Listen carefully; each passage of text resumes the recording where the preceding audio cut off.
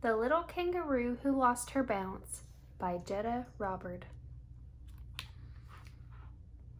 Little Kangaroo woke up feeling very restless. She knew there was something she needed to do.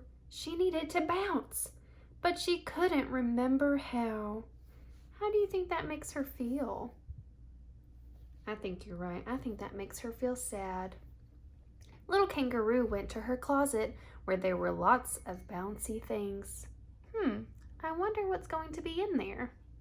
What do you think would be in there? Let's see. But none of them helped.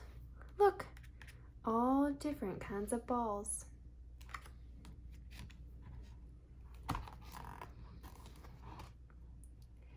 She tried the big trampoline outside, but that was a bit too bouncy.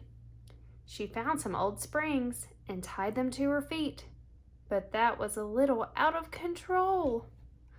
Look how high she's jumping.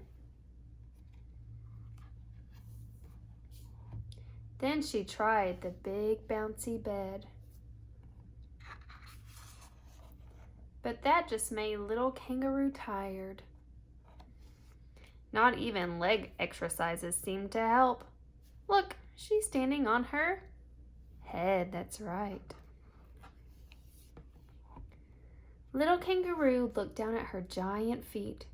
Where could her bounce have gone? Do you know where it went? Let's find out. As Little Kangaroo sat down to think, she fell backwards onto her tail